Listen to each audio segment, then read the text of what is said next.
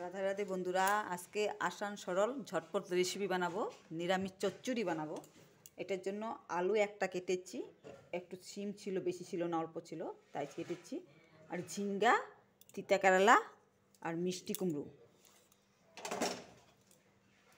কড়াইটা এখন গরম হয়ে গেছে, এখন তেল ঢালবো।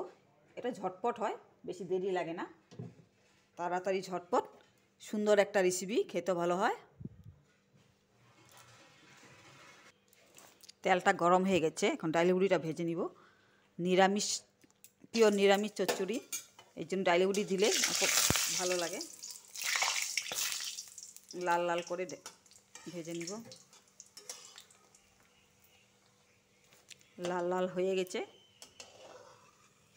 নামাবো। কালো জিরা সম্বাদ দিব।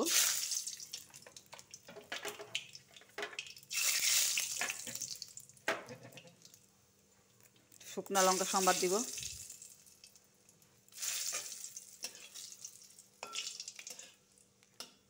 লাল লাল হয়ে গেছে,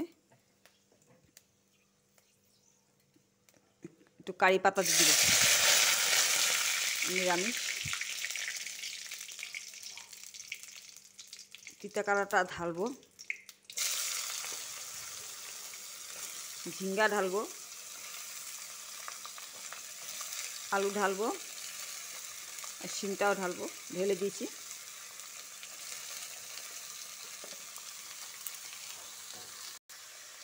পরিমাণ মতো নুন দিব।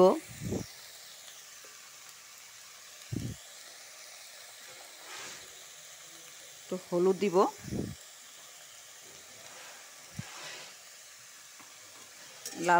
লাড়াচাড়া করব। এখন জল বেড়ে যাবে। মিষ্টি কুমড়োটা পরে দিব, একসাথে দিলে গলে যায়, একদম গলে যায়। মিষ্টি কুমড়োটা একটু হালকা সিদ্ধ হলে তারপর ঢালবো।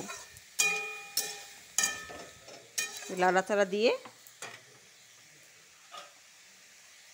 ঢেকে রাখবো। নিরামিষ এটা, মিষ্টি কুমড়োটা পরে দিব।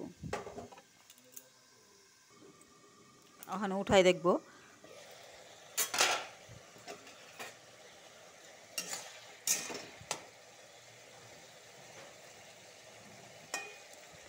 মোটামুটি সিদ্ধ হয়ে গেছে, আদা সিদ্ধ হয়ে গেছে। এখন মিষ্টি কুমড়াটা ঢালবো।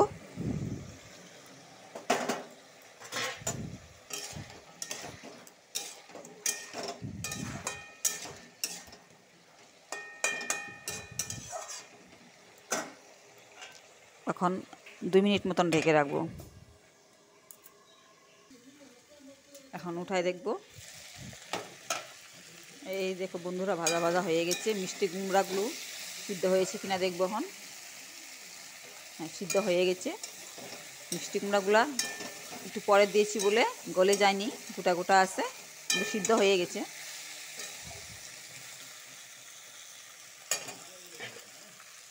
ভেজে রাখা ডালি বুড়িগুলো একটু ভেঙে সঙ্গে ঢালবো।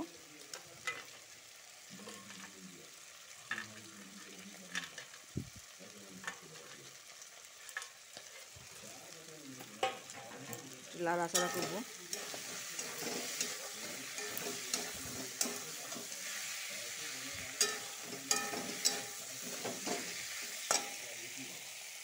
আর সর্ষার পেস্ট আর মরিচের পেস্ট এটা ঢেলে দিব। সাদা সর্ষা,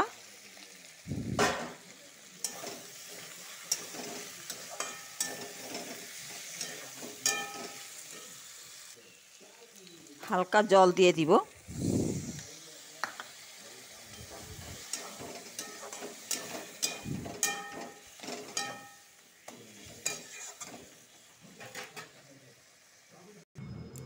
এই দেখো বন্ধুরা, চচ্চড়ি হয়ে গেছে।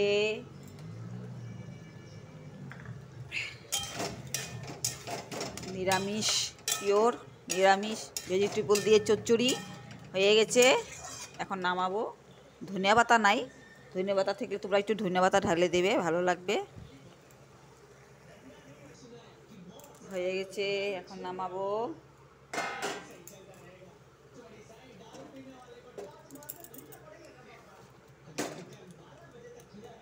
পিওর নিরামিষ রেসিপি,